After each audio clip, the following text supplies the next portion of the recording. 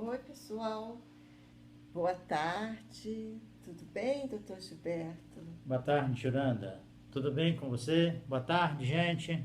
Tudo legal? Então, estamos nós aqui, mais uma vez, batendo um bate-papo. E agora, doutor Gilberto, eu queria que você falasse sobre o Congresso Internacional de Homeopatia, porque nós gravamos um vídeo anteriormente na qual você estava convidando as pessoas, divulgando o Congresso Internacional de Homeopatia, né?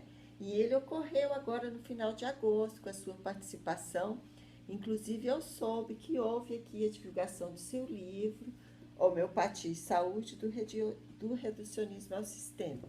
Então, eu gostaria que você falasse aí para o pessoal qual foi a importância do Congresso, né, na vida profissional dos médicos homeopatas, né, que contribuição que o Congresso teve aí para a sociedade e também como é que foi a divulgação do seu livro, né, durante o Congresso.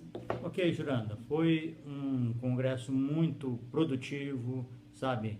Foi extremamente enriquecedor pela presença de muitos congressistas estrangeiros, especialmente da Índia, mas também da Europa, dos Estados Unidos e de vários outros países latinos também.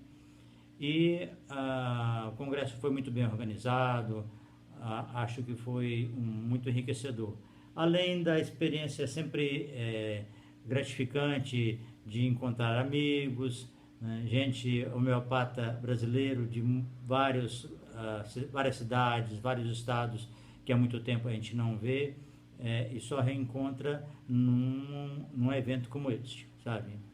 Agora, em relação à distribuição do livro, me senti muito honrado, sabe, porque o livro ele tem uma proposta de fomentar a discussão de alguns temas antigos, algumas hipóteses e teorias que foram colocadas há mais tempo e que prevalecem no meio homeopático, no discurso dos homeopatas, e gente boa ainda corre atrás de explicar algumas hipóteses que eu acho que elas estão completamente ultrapassadas, algumas não foram ratificadas por pesquisas, né? Ainda que elas tenham a assinatura de homeopatas muito respeitáveis, a começar do próprio Samuel Hahnemann, que é o descobridor da homeopatia.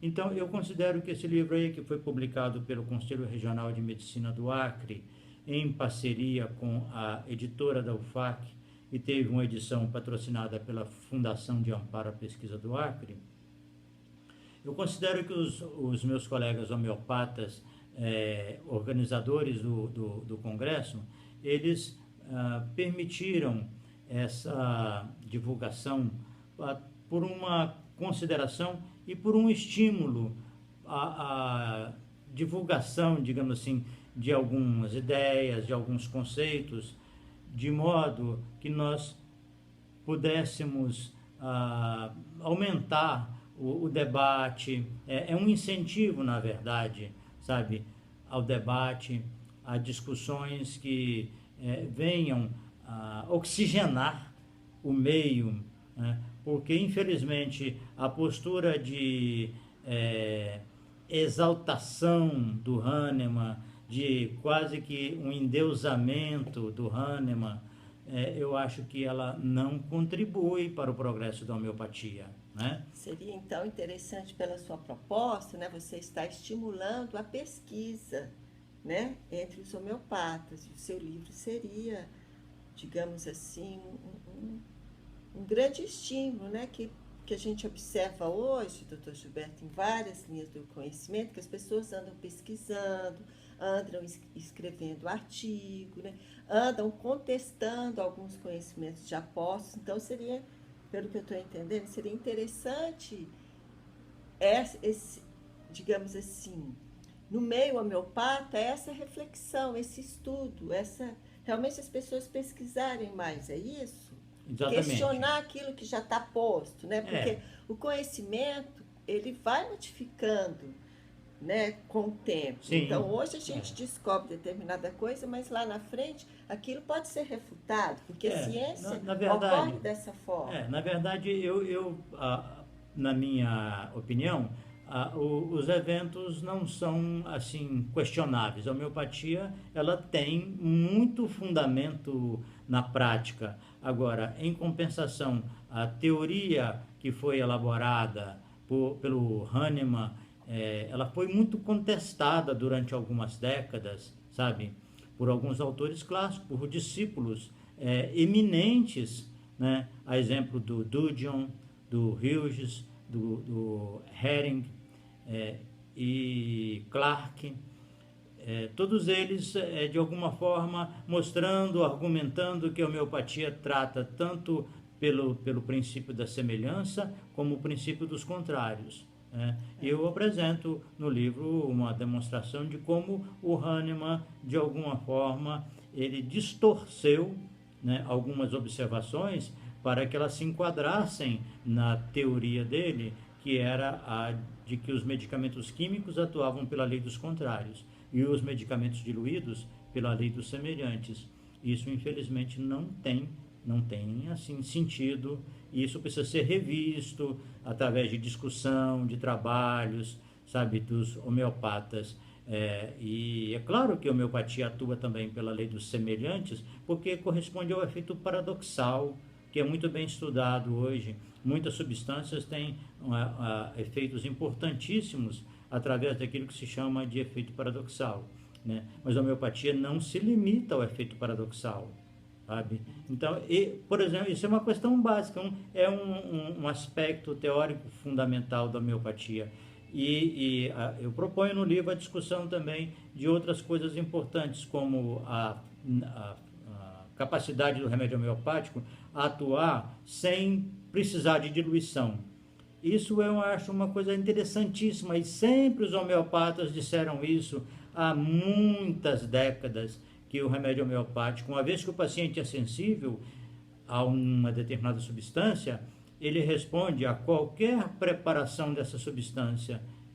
Mas nós nos entrincheiramos na questão da valorização da diluição e não valorizamos o fato do remédio atuar mesmo em doses ponderais e atuar de forma muito satisfatória, ou seja, de uma forma abrangente, tanto no físico quanto no psicológico, entendeu? Então, esses aí e outros aspectos também importantes, como as leis de cura, tanto no mental quanto no físico, sabe? A necessidade da gente se desvencilhar, sabe, de uma forma bem clara do conceito de energia vital, sabe, que a física já demonstrou que não existe uma energia diferente que tenha propriedades vitais, e esse é um conceito que ainda fica muito presente na cabeça de alguns homeopatas, na teoria com que eles trabalham, sabe? Então tudo isso precisa ser discutido, pelo menos assim, precisa ser debatido, né? E outro aspecto que foi muito interessante também no Congresso foi a questão a ênfase na doença, sabe? Alguns homeopatas, especialmente da Índia, e talvez porque lá eles têm acesso ao hospital e trabalham muito como médicos internistas ou clínicos em hospitais, é uma coisa que aqui no Brasil está sendo retomado através das residências médicas, né? Mas não se justifica que a nossa abordagem, por conta disso, vá priorizar a questão das doenças, porque nós estamos um pouco mais adiantados em relação a isso, né? O grande salto da homeopatia foi tratar doentes, a pessoa como um todo, e não ficar preso. Então, eu ouvi algumas coisas muito, assim, impressionantes para um congresso de homeopatia. Por exemplo, que essa doença X, essa doença mata. Ou que a doença determinada Y, que ela é causada por um vírus, né? E aí muita preocupação com o índice de mortalidade ou de morbidade em consequência de uma determinada doença. né? E eu assim senti na hora um ímpeto, né, quando eu apresentei o meu trabalho de doutorado a respeito do prognóstico baseado na história de vida. Teve uma hora que me deu quase um ímpeto de pegar o microfone, pedir licença e falar assim: gente, eu queria lembrar uma coisa para vocês. O que mais mata, né, e mata 100% de todos os casos é a vida. Estar vivo é fatal, sabe? E a gente desmistificar um pouco essa questão, sabe? Da doença que mata, do vírus que produz isso, o vírus que mata, não sei o quê, sabe? Porque nós sabemos, do ponto de vista homeopático, que isso só é possível em função do indivíduo, dele ser suscetível, dele ter uma predisposição, né, dele ser vulnerável a um vírus ou a uma bactéria, mas essa vulnerabilidade ela corresponde a alguma coisa no mental, sabe? Eu só sou suscetível a um vírus porque eu sou suscetível a alguma coisa do ambiente no aspecto mental, sabe? Mas isso é para uma outra conversa, entendeu?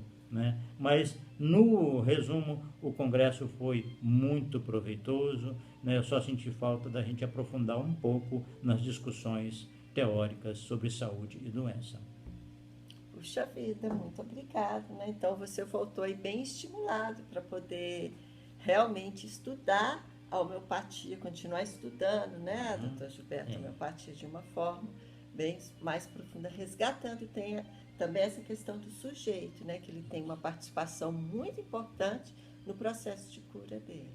Certo? Muito obrigada, doutor Gilberto. Obrigado a você, Juranda. Obrigado a vocês todos, tá? E até a próxima. Um grande abraço.